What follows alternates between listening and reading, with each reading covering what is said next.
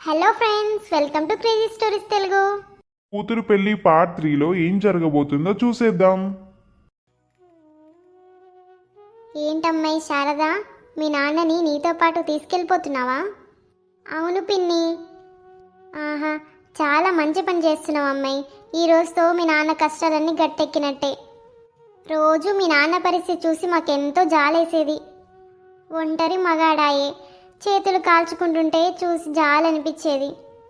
మా నాన్నకి కూతురైనా కొడుకైనా నేనే కదా. నేను కాకపోతే ఇంకెవరు చూసుకుంటారు? మీ అత్తింటిని ఒప్పించి కన్నతండ్రిని అత్తింటికి తీసుకుపోవడం అంటే మాటలా? మీ నాన్న మీద నీకున్న ప్రేమకి నిదర్శనం అది.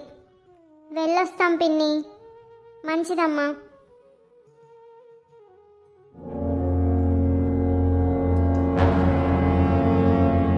ఇదేంటయ్యా, వాళ్ళ నాన్నని చూసొస్తా అన్న మన కోడలు పుట్టింటికి వెళ్ళి ఒక్కటే రాకుండా వాళ్ళ నాన్నని కూడా వెంట పెట్టుకొని వస్తుంది.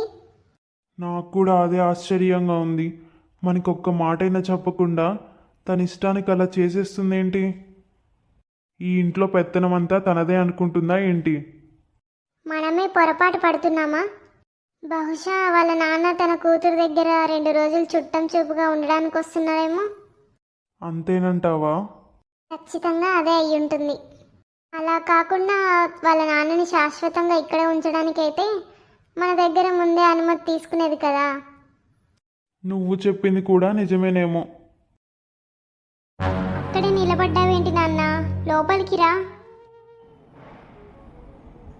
ఏం ఆలోచిస్తున్నావు నాన్న? నువ్వేమి కంగారు పడకు, ధైర్యంగా ఉండు. నమస్కారం బావుగారు. నమస్కారం చెల్లెమ్మ. నమస్కారం బావుగారు. నమస్కారం అన్నయ్య. ఇదేనా రావటం?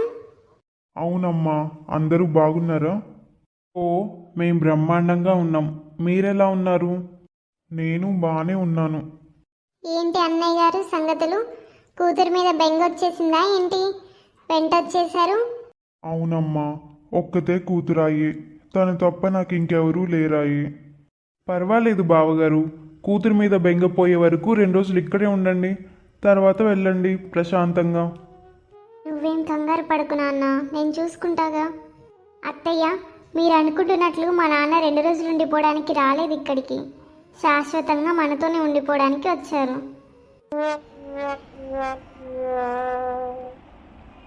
ఆ రోజు పెళ్లి చూపుల్లో నేను రానులే అనుకొని అందరి ముందు పెద్ద మనుషులు భరోసా కలవారు అనిపించుకోవడానికి అలా అనుంటారు. మరి మాతో ఒక్క మాట కూడా చెప్పలేదే అమ్మాయి. చూసొస్తానని వెళ్ళావు కదా. నిజానికి చూసి రావడానికే వెళ్ళాను అత్తయ్య. కానీ అక్కడికి వెళ్ళాక మా నాన్నగారి పరిస్థితి చూసి ఈ నిర్ణయం తీసుకోవాల్సి వచ్చింది. మీకు చెప్పే సమయం కూడా నాకు దొరకలేదు.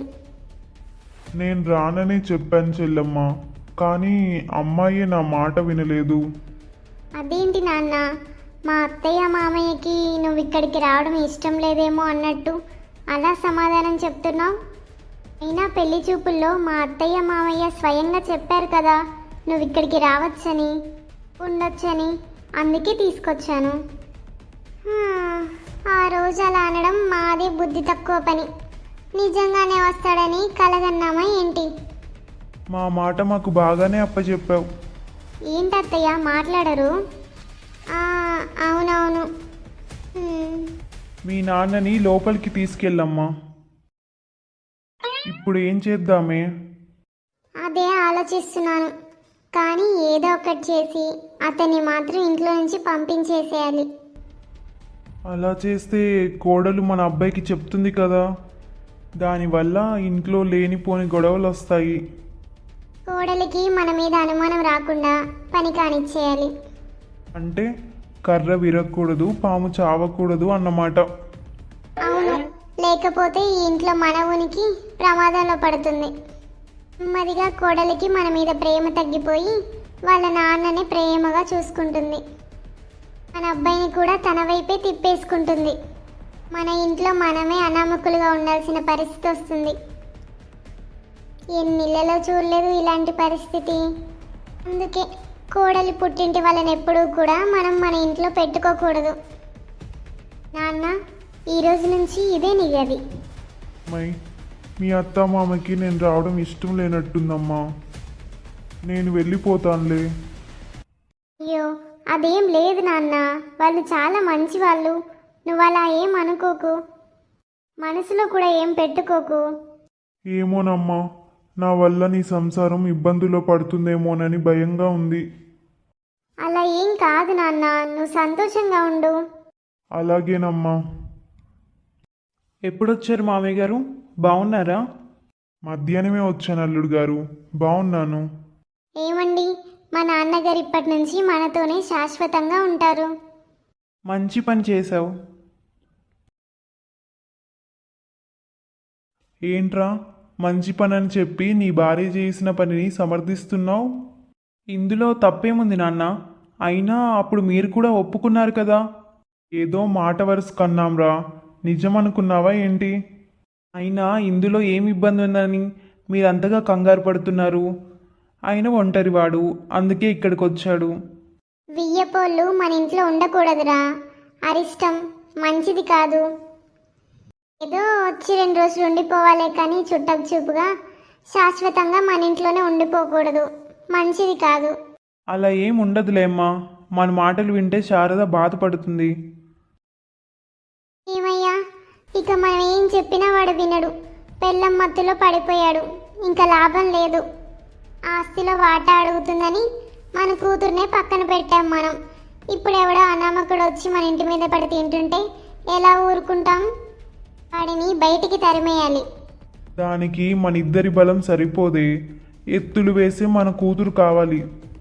అయితే వెంటనే మన కూతురు దగ్గరికి వెళ్ళి మన కూతురుని తీసుకురావాలి. ముగ్గురం కలిసి ఈ రాజయ్యని బయటికి పంపించేయాలి. ఆలస్యం ఎందుకు, వెంటనే బయలుదేరి వెళ్దాం పదా. ఎక్కడికి అత్తయ్య గారు బయలుదేరారు? నీకన్నీ చెప్పాలా? ఈ ఇంటి పెద్దని నేనా నువ్వా? అదేంటి అత్తయ్య అలా అన్నారు? నేనేదో మాట వరుసకు అడిగానంతే, తప్పైతే క్షమించండి. ముందేమో ఇష్టానికి అడిగేయడం, తర్వాతేమో క్షమాపణ కోరడం బాగా అలవాటైంది నీకు.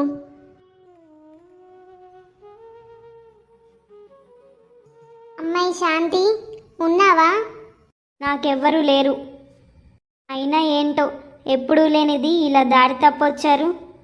ఏంటే, నీకు ఇంకా నా మీద కోపం తగ్గలేదా? ఆస్తి కోసం కన్న తల్లిదండ్రులనే లేరంటావా? ఏం, అదే ఆస్తి కోసం మీరు కన్న కూతురు వదిలేసుకోలేదా? నీకేం తక్కువ చేశామే మేము, బోలెడంత కట్నం ఇచ్చాంగా. అది నాకు సరిపోదని మీకు అప్పుడే చెప్పాను. ఇంతకీ మాతో మాట్లాడతావా లేదా మంచిగా? ముందు మీరు వచ్చిన పనేంటో చెప్పండి, దాన్ని బట్టి ఆలోచిస్తాను. నువ్వు కూతురివి కాదే, వడ్డీ వ్యాపారివి. మీరేదైనా అనుకోండి, నేను అడిగిన వాటా ఇస్తేనే నేను మాట్లాడతాను, అప్పుడే లోపలికి రానిస్తాను. నువ్వు అలాగే ఉండు. ఒకవైపు ఆస్తి నీకు నాకు ఎవరికీ కాకుండా పోతుంది. అమ్మో, ఆస్తి! తర్వాత ఏం జరిగిందో తెలుసుకోవాలంటే మా ఛానల్ని సబ్స్క్రైబ్ చేయండి. నెక్స్ట్ వీడియో కోసం వెయిట్ చేయండి.